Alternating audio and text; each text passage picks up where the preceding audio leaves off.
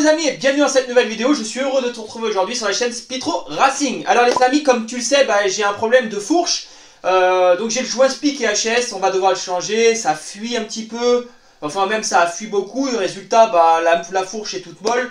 Donc on va faire une vidéo pour voir comment changer le joint SPI de fourche sur un booster. Donc là ça va être une fourche de nitro puisque c'est sur le Spitro, et j'ai aussi celui du Rocket à faire. Donc voilà, j'ai les deux joints SPI à faire. Donc j'ai acheté pour ça, je vais te montrer ici un lot de joints SPI. Voilà, donc voilà comment ça se présente. Ça c'est le joint SPI, tu vois, il y a même du gras à l'intérieur, c'est pas mal hein. C'est pas mal, c'est le joint SPI, donc il y en a deux, parce que voilà, j'ai deux fourches à faire. Et ça, c'est le cache poussière, tout simplement. Donc c'est ce qui va au-dessus du fourreau qui rentre dans l'amortisseur pour éviter que la poussière vienne au niveau du joint SPI. Voilà les amis, donc on va changer ça. On va changer ça ensemble sur la chaîne. Tu vas voir que c'est pas très dur, il faut juste faire attention lors du démontage pour pas tout casser parce qu'il y a des petits clips à droite à gauche. Allez les amis, on fait tout de suite tout ça après le jingle.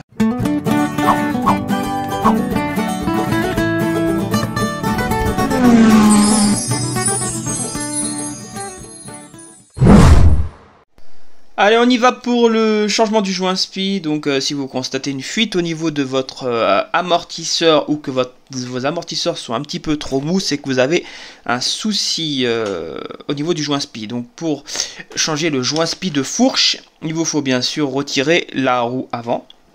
Donc moi mon problème provient du fourreau gauche.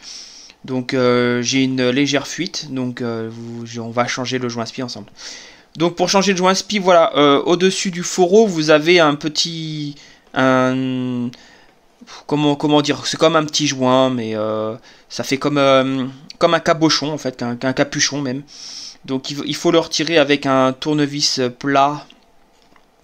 Un tournevis plat fin, donc vous évitez de l'abîmer, voilà, donc vous voyez c'est ça, c'est un petit bout de caoutchouc en fait, hein. C'est pour éviter que la poussière pénètre à l'intérieur du fourreau. Donc ensuite vous avez un petit clips, qu'il faut retirer délicatement avec un tournevis plat également, donc il faut le faire basculer, donc sans le déformer, d'accord, et bien sûr vous évitez de le perdre, donc on va faire ça ensemble.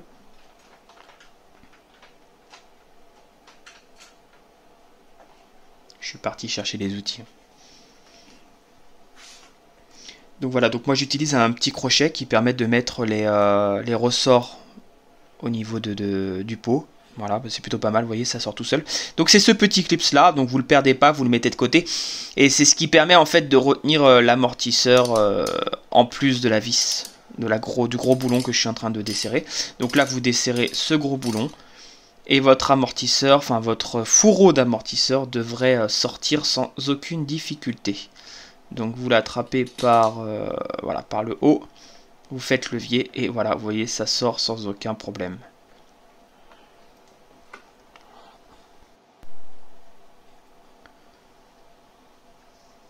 Donc quand votre fourreau est sorti, voilà, donc vous avez ici, là où il y avait le petit capuchon, vous avez ici en fait le ressort de l'amortisseur, et ce ressort est maintenu, donc il faut faire pression comme ça pour rentrer le ressort, et il est maintenu par la même chose que ce qu'on a retiré précédemment.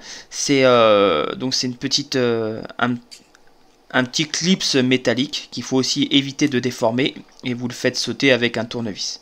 Voilà, donc là il est sorti. Donc vous faites attention de ne pas prendre le ressort dans la tête. Donc le mien, lui, il a plus de pression, donc il va même pas sortir tout seul. Mais voilà, vous relâchez doucement parce que le ressort risque de sortir violemment.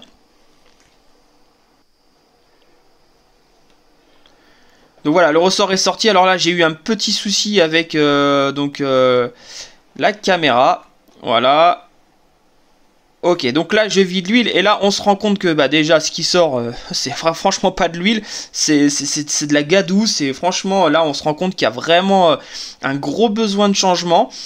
Donc et vous vous rendez compte là, donc la quantité qui vient de sortir, voilà, c'est déjà vide, et donc là on se rend compte que voilà, il y avait vraiment un gros besoin.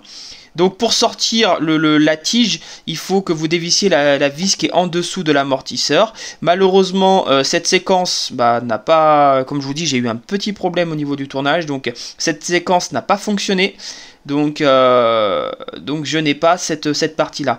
Je vais quand même vous montrer ici, voilà, donc là vous sortez la tige au maximum, et là vous pouvez vous pouvez vider davantage d'huile, mais vous voyez que cette huile est bien trop épaisse et qu'elle est noire et qu'il y a vraiment un besoin de changement.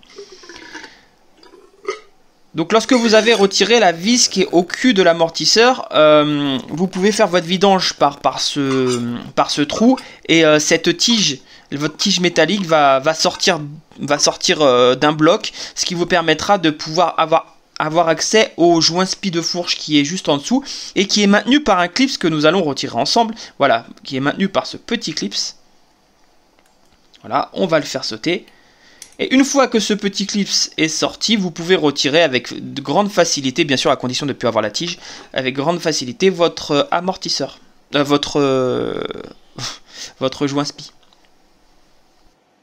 Voilà les amis, donc l'opération est terminée. Alors je suis désolé, mais j'ai rencontré un tas de difficultés tout au long du tournage. La caméra s'est arrêtée, il y a eu un tas de choses. Je pensais que je filmais alors que je filmais pas. J'ai eu un problème de batterie alors que j'étais chargé à 100%. Enfin bref, un tas de problèmes. Donc dans l'exécution des choses au niveau de la caméra, donc vous avez pas vu que lorsque j'ai sorti la tige métallique. Donc la tige métallique, en fait, tu la sors pour pouvoir attraper le joint spi et le sortir. Si tu n'arrives pas à le sortir, tu prends un tournevis et tu fais levier sans appuyer violemment sur l'amortisseur pour pas l'abîmer. Donc une fois que tu as fait ça, tu n'as plus qu'à prendre le nouveau joint spi et à l'enfoncer dans sa goulotte sans problème. Tu mets un petit peu de gras, tout autour pour pouvoir refermer ton amortisseur. Et ensuite, bien sûr, t'oublie pas ton cache-poussière.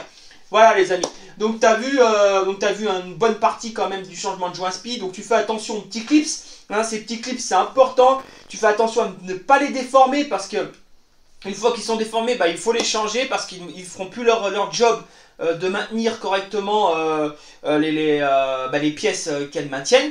Voilà, t'oublie pas lorsque tu remontes ton amortisseur de remettre le petit cache noir qui permet à la poussière de ne pas pénétrer à l'intérieur du ressort. Voilà, donc tu as vu l'état de l'amortisseur, il n'y avait plus d'huile à l'intérieur, la fourche était toute molle du coup.